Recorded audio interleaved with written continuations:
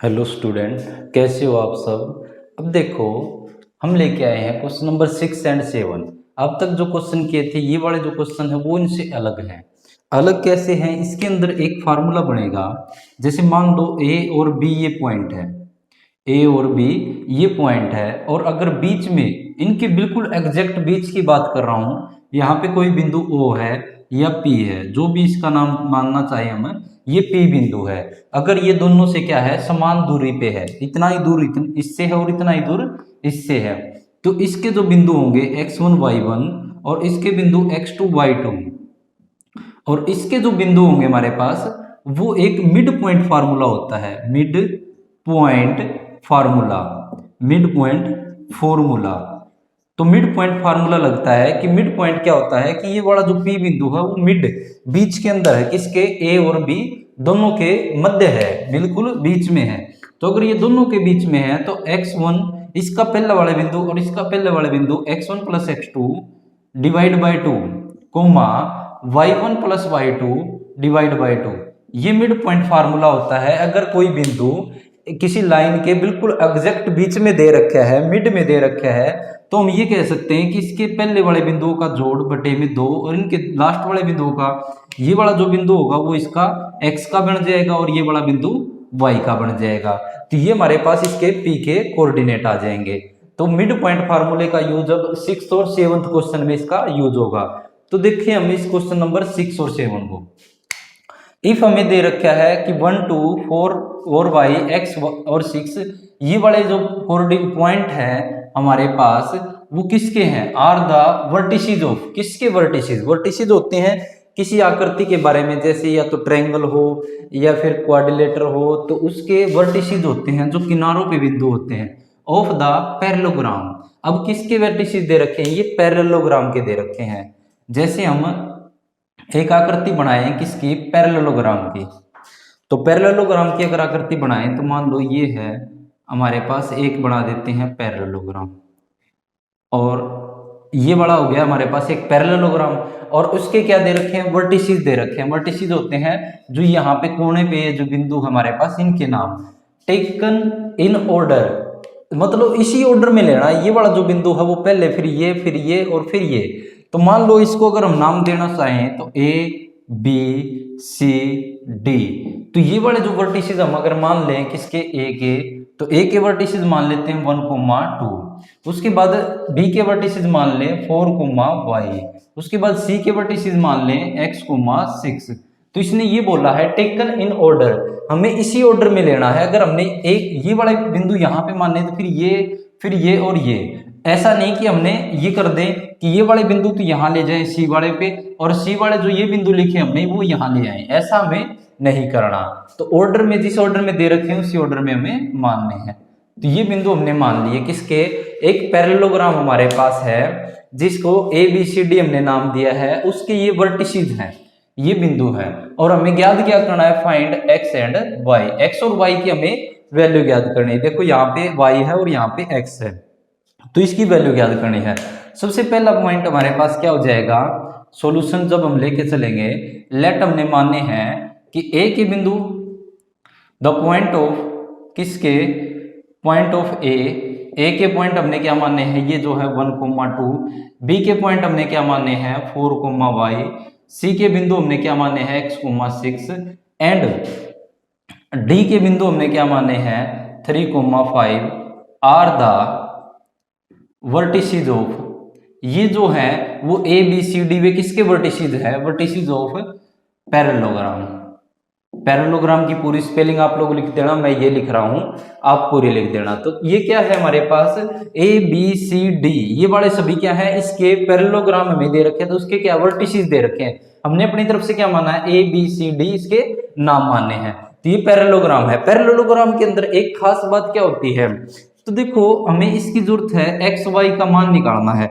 और अभी एक फार्मूला हमने पढ़ा था कि अगर कोई बिंदु बिल्कुल एग्जैक्ट बीच के अंदर है, तो इस वाले बिंदु प्लस इस वाले बिंदु का जोड़ x1 plus x2 divide by 2, comma y1 plus y2 divide by 2, ये फार्मूला इसके ऊपर यूज होगा।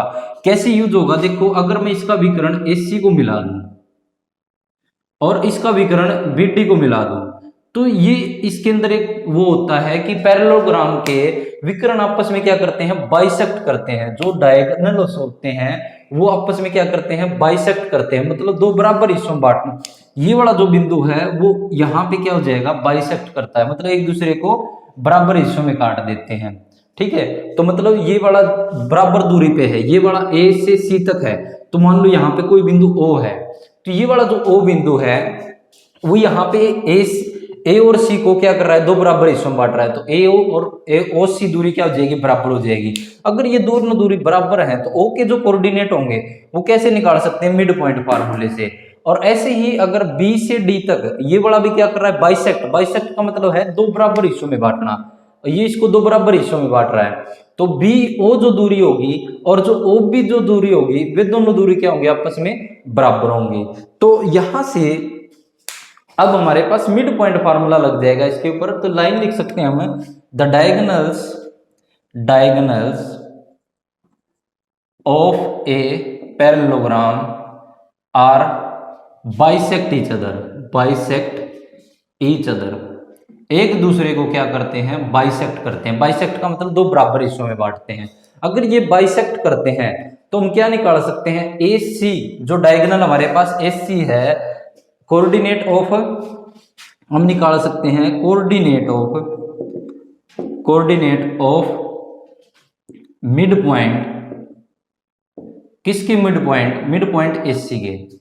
देखो कोऑर्डिनेट निकाल सकते हैं हम किसके, ये यहाँ पे जो मिड पॉइंट बनेगा, एक बिंदु बनेगा जो ए और सी से, एक यहाँ पे देखो ए और बी के जो अगर दोनों की दूरी बीच में कोई बिंदु है, अगर समान दूरी पे दे रखा है, दोनों से बराबर दूरी पे है, तो इसके लिए मिड पॉइंट फार्मूला लगा करके ये बड़ा बिंदु निकाल सकते हैं। तो यहां से देखो, अगर हम यहां से एसी से इसका मिड पॉइंट यहाँ पे ये वाला मिड पॉइंट निकाल दें और उससे BD से भी ये वाला पॉइंट निकाल दें, तो ये दोनों आपस में क्या होंगे, बराबर होंगे।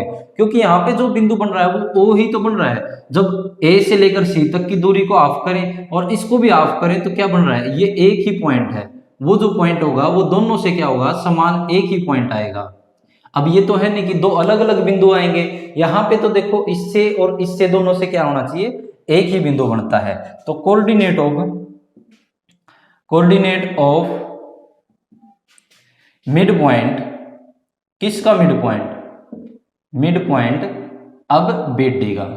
तो हमारे पास जो है AC और BD का जो मिड पॉइंट निकालेंगे, जो यहाँ पे जो बिंदु आएगा वो दोनों को क्या कर रहा है, बाइसेक्ट, एक दूसरे को जो विकर्ण भी है, डायगोनल्स जो क्या है एक दूसरे को क्या कर रहे हैं, बाइसेक्ट कर रहे हैं। Diagonals are parallelogram are bisect each other, diagonal आपस में क्या कर रहे हैं, बाइसेक्ट कर रहे हैं, दो बराबर हिस्सों में बांट रहे हैं। और ये वाला जो बिंदु होगा वो जो बिंदु होगा वो क्या हो जाएगा हमारे पास, दोनों के अंदर, यहां से इसके अंदर भी यही आएगा और इसके अंदर भी यही एक बिंदु बनेगा, तो दोनों क्या होंगे, आपस में बराबर होंगे। तो इसका निकालेंगे अगर पॉइंट AC डायगोनल निकालें तो मिड पॉइंट एक बार फार्मूला लिख दोगे, यहाँ पे जैसे ब्रैकेट में लिख देंगे कि mid point formula, mid point formula is equal to में x1 plus x2 divide by 2 plus comma y1 plus y2 divide by 2, ये ब्रैकेट में फार्मूला दिखा देंगे।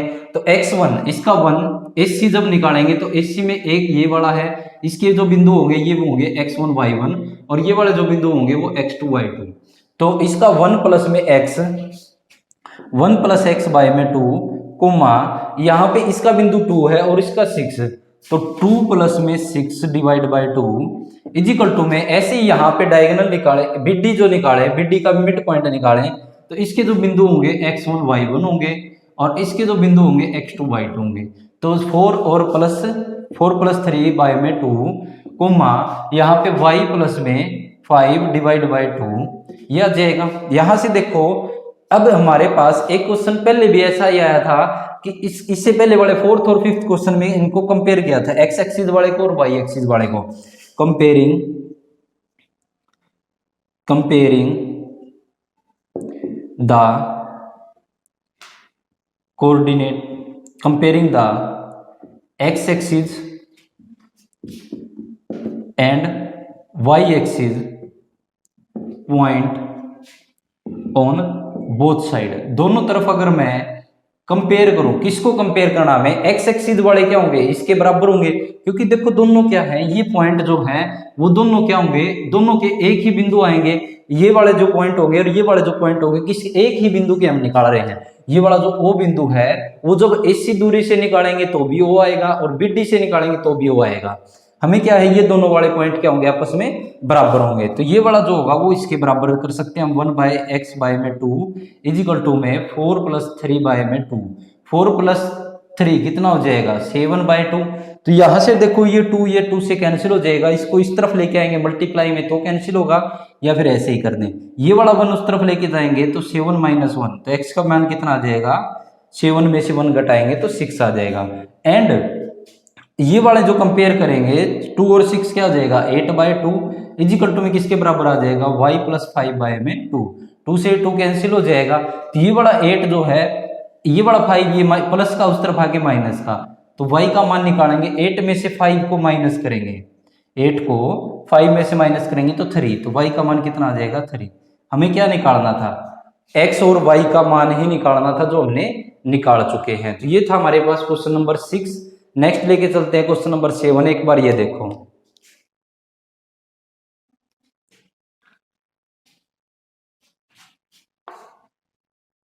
क्वेश्चन नंबर 7 बिल्कुल इसी की तरह है, मैं थोड़ा हिंट दे दूंगा आपको, आप लोग कर सकते हो वैसे तो, और इस जैसे एक एग्जाम्पल भी है, आप लोग एक बार वो भी ट्राई कर सकते हो।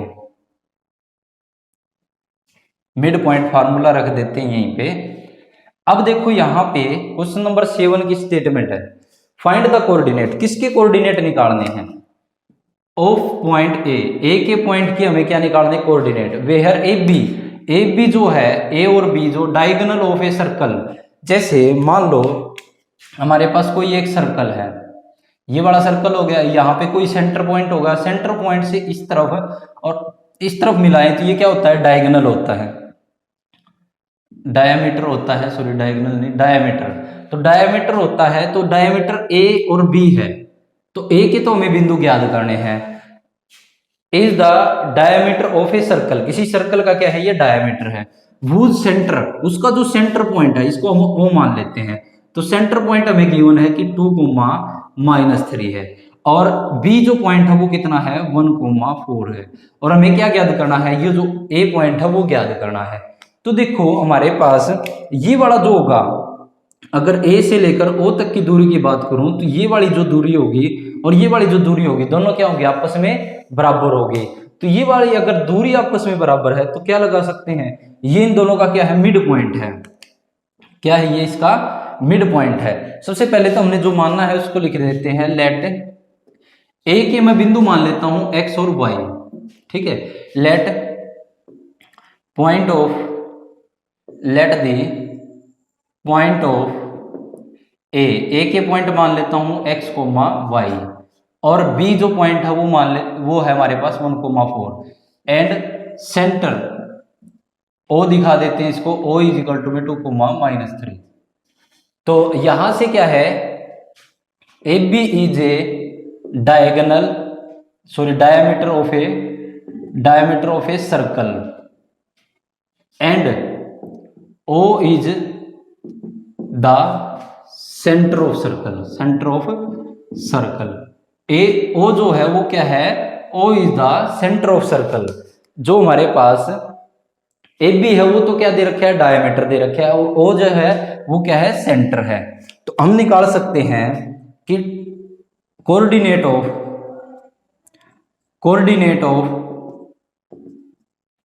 मिड पॉइंट, किसके मिड पॉइंट ए बी का इजिकल टू में, देखो जो coordinate of mid point A B का, अगर मैं इन दोनों का मिड पॉइंट निकालूं तो मिड पॉइंट क्या आएगा, यही ओ आएगा, तो ये वाला क्या हो जाएगा कोऑर्डिनेट ऑफ, किसके बराबर आएगा कोऑर्डिनेट ऑफ ओके, ये वाला जो है coordinate of mid point A B, अगर इन दोनों का ए बी का अगर मिड पॉइंट निकालूं तो क्या आएगा ओ आएगा, और इजिकल टू में किसके बराबर आ गया कोऑर्डिनेट ऑफ ओके, तो ओके कोऑर्डिनेट तो हमें गिवन है 2, -3, और मिड पॉइंट अगर फार्मूला लिखूं यहाँ पे मिड पॉइंट फार्मूला या फिर ब्रैकेट में लिख देंगे तो क्या है x1 प्लस x2 बाय में 2 comma y1 plus y2 divide by 2, ये बड़ा फार्मूला है। ठीक है, तो यहाँ पे x1 जो बिंदु होंगे, जो पहले होता है उसके बिंदु x1 y1 होते हैं, दूसरे नंबर पे हो जाता है उसका x2 y2 होते हैं। तो x और y, x और किसकी ऐड करेंगे, x प्लस में किसको ऐड करेंगे, 1 को डिवाइड बाय 2 कोमा यहां से y को किस में ऐड करेंगे, y प्लस 4 इजिकल टू में अपॉन में 2 इजिकल टू में कितना है ये -2 कोमा -3, ये वाले पॉइंट है। तो यहां से देखो कंपेयर करेंगे x और y के मान को, तो यहां से इसको सोल्व करेंगे तो x इसके बराबर हो जाएगा और y वाला इसके बराबर हो जाएगा, ये पूरी टर्म, और ये वाली पूरी टर्म इसके बराबर हो जाएगी। तो अब यहां से x और y का मान निकालेंगे, जो x का आएगा और जो y का आएगा, सोल्व आपको खुद करना है ये वाला। तो देन हम कह सकते हैं, then the point of A के जो पॉइंट है x और y का जो है वो आप मान यहाँ रख दोगे, x का जो आएगा वो यहाँ और y का आएगा वो वहां। तो ये था हमारे पास क्वेश्चन नंबर 7। इसको पूरा सोल्व आप खुद कर लेना, x और y का मान याद कर लेना इसको कंपेयर करके। आशा है कि आपको क्वेश्चन समझ में आ रहे होंगे, समझ में आ रहे हैं तो आप इसको लाइक शेयर सब्सक्राइब जरूर कीजिए, और यहाँ से अगर कोई प्रॉब्लम आती है तो कमेंट करके जरूर बताएं। धन्यवाद।